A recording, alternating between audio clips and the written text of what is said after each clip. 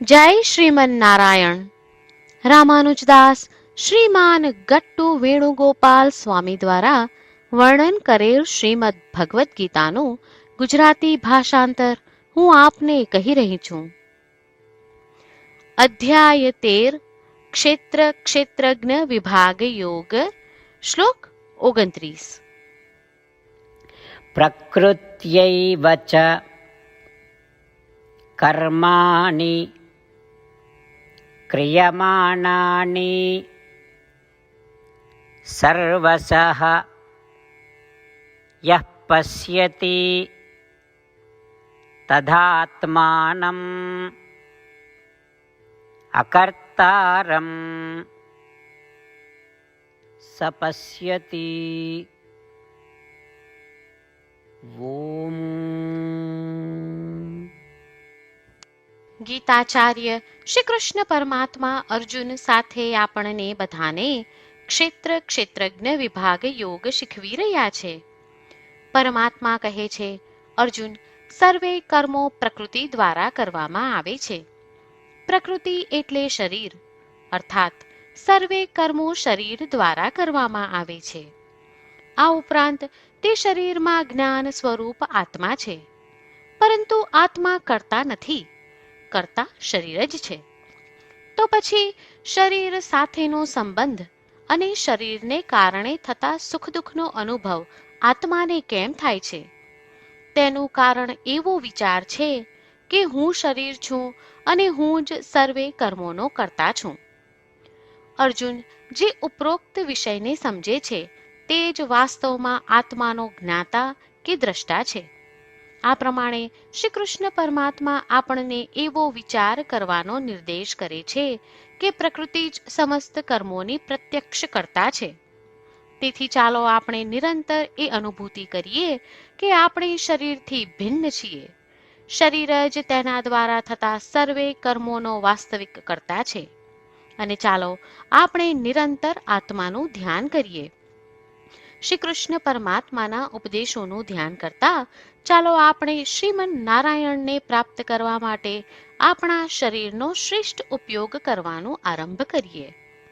શ્રીમન નારાયણનું શરણ લઈ ચાલો આપણે બધા શ્રી કૃષ્ણ પરમાત્માના શબ્દોનું આ શ્લોક સ્વરૂપે પુનરાવર્તન કરીએ. પ્રકૃત્યૈવ ચ કર્માણિ ક્રિયમાણાનિ સર્વશઃ યઃ પશ્યતિ તદાત્માનં અકર્તારં સ પશ્યતિ. શ્રી કૃષ્ણ પરમાત્માએ આખી ભગવદ્ ગીતાનો સાર અધ્યાય 18ના શ્લોક 65 થી 70માં 8 ઉપદેશ દ્વારા કહ્યો છે. શ્રી કૃષ્ણ કહે છે, જે મારા આ 8 ઉપદેશ અનુસરે છે તે મને પ્રિય છે. એ સર્વે ભક્તોનું હું બધી જ રીતે રક્ષણ કરીશ. શ્રી કૃષ્ણ પરમાત્મા પાસેથી આખી ભગવદ્ ગીતા સાંભળ્યા પછી અર્જુન કહે છે, કરિષ્યે વચનમ તવ, એટલે કૃષ્ણ, હું તમારી આજ્ઞાનું પાલન કરીશ, તમે કહો છો એમ કરીશ. અને આથી જ શ્રી કૃષ્ણએ દરેક પ્રકારના યશ અને વિજય અર્જુનને આપ્યા છે. તો ચાલો આપણે પણ પરમાત્માને 8 વાતો પાળવાનું વચન આપીએ. પરમાત્માને આપેલા વચનથી મોટી કોઈ પૂજા, તપ કે યજ્ઞ નથી. 8 પ્રતિજ્ઞાઓ જે આપણે લેવી જોઈએ તે હું હવે કહું છું. આપ સૌ પણ એનો મન અને હૃદયથી વિચાર કરો. આ રીતે શ્રી કૃષ્ણને વચન આપતી વખતે આપણે સૌ શ્રી કૃષ્ણની હસતી મુખમુદ્રાનો મનમાં વિચાર કરીએ અને પરમ આનંદનો અનુભવ કરીએ. જય શ્રીમન નારાયણ. આપણા 8 વચનો આ પ્રમાણે છે. આપણું પહેલું વચન, હે શ્રીમન નારાયણ, તમારા ઉપદેશ પ્રમાણે હું હંમેશા તમારું ધ્યાન અને ચિંતન કરીશ. આપણું બીજું વચન, હે શ્રીમન નારાયણ, તમે કહ્યું છે તેમ હું સદાય તમારી ભક્ત રહીશ. આપણું ત્રીજું વચન, હે શ્રીમન નારાયણ, હું મારા કર્મો તમને સંતોષ થાય તેમ અને તમારી સેવા માટે કરીશ. આપણું ચોથું વચન. હે શ્રીમન્નારાયણ, તમે અનુસરવા કહ્યું છે તેમ મને પૂર્ણ શ્રદ્ધા છે કે હું તમારી છું. હું સદાય મારા હાથ જોડી તમને નમસ્કાર કરીશ, તમારી ભક્તિ કરીશ. આપણું પાંચમું વચન. હે શ્રીમન્નારાયણ, હું તમારા શબ્દો યાદ કરું છું. મામેકમ શરણમ વ્રજ. તમે તમારી શરણમાં આવવા કહ્યું છે. શ્રીમન્નારાયણ, હું માત્ર તમારા જ શરણમાં છું. આપણું છઠ્ઠું વચન. હે શ્રીમન્નારાયણ, આપે કહ્યું છે મા શુચ. તમે અમને આશ્વાસન આપી શોક ન કરવા માટે કહ્યું છે, તો હું દુઃખી નહીં થાઉં, શોક નહીં કરું. આપણું સાતમું વચન.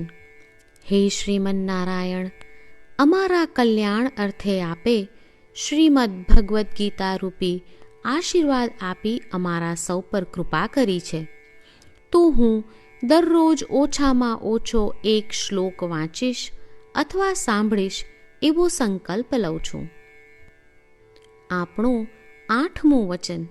હે શ્રીમન્નારાયણ, હું ગીતાના દૈવી શબ્દો એ ભક્તો સુધી પહોંચાડવાનો પ્રયત્ન કરીશ જેઓ ગીતાથી અજાણ છે. હે શ્રીમન્નારાયણ, તમે કહ્યું છે તેમ કરીશ, તમે કહ્યું છે એમ વર્તીશ અને તમારા માટે જ કર્મ કરીશ. શ્રીમન્નારાયણને આપેલું વચન કે દરરોજ તમે કહ્યું છે એમ કરીશું, એ જ એક મહાન પૂજા છે. તો ચાલો આપણે સૌ દ્રઢ શ્રદ્ધા સાથે પ્રભુ પાસે એક સંકલ્પ લઈએ. શ્રીમન્નારાયણ, કરીશ્યે વચનમ તવ. શ્રીમન્નારાયણ, હું તમારી આજ્ઞાનું પાલન કરીશ. સર્વમ શ્રી કૃષ્ણાર્પણમસ્તુ. જય શ્રીમન્નારાયણ. પ્રકૃત્યૈવ ચ કર્માણિ ક્રિયમાણાનિ સર્વશઃ યઃ પશ્યતિ તદાત્માનં અકર્તારં સ પશ્યતિ. ઓમ. પ્રકૃત્યૈવ ચ કર્માણિ ક્રિયમાણાનિ સર્વશઃ યઃ પશ્યતિ તદાત્માનં અકર્તારં સ પશ્યતિ. જય શ્રીમન્નારાયણ. તમામ ભક્તોને ખાસ વિનંતી.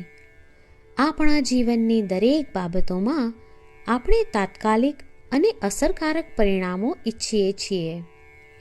આ પ્રાપ્ત કરવા માટે ચાલો દરરોજ 1 મિનિટ ફાળવીએ અને નારાયણાસ્ત્રમ વાંચીએ.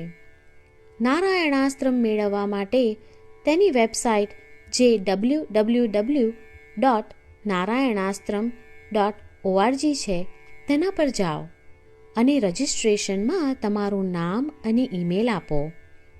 તમે આપેલા ઈમેલ પર તમને નારાયણાસ્ત્રમ PDF પ્રાપ્ત થશે. PDFમાં રામાયણનો 1 શ્લોક, ગીતાનો 1 શ્લોક અને એક વિષ્ણુ નામ છે. આ 3ને નારાયણાસ્ત્રમ કહેવામાં આવે છે. દરેક વ્યક્તિને આ શ્લોકોનું અલગ અલગ સંયોજન પ્રાપ્ત થાય છે. જ્યારે દરેક વ્યક્તિ 24,000 ભક્તો સાથે તેમના નારાયણાસ્ત્રમને દરરોજ વાંચે છે અથવા સાંભળે છે, ત્યારે સમગ્ર રામાયણનું 1 વાર પારાયણ, શ્રીમદ્ ભગવદ્ ગીતાનું 33 વાર પારાયણ અને વિષ્ણુ સહસ્ત્ર નામનું 24 વાર પારાયણ રોજ પૂર્ણ થાય છે. આ એક અદ્ભુત અને અસાધારણ પરિણામ છે. તેથી તમે અને તમારા પરિવારના સભ્યો તરત જ વેબસાઇટ પર જાઓ અને તમારું નારાયણાસ્ત્રમ મેળવો. જય શ્રીમન્નારાયણ.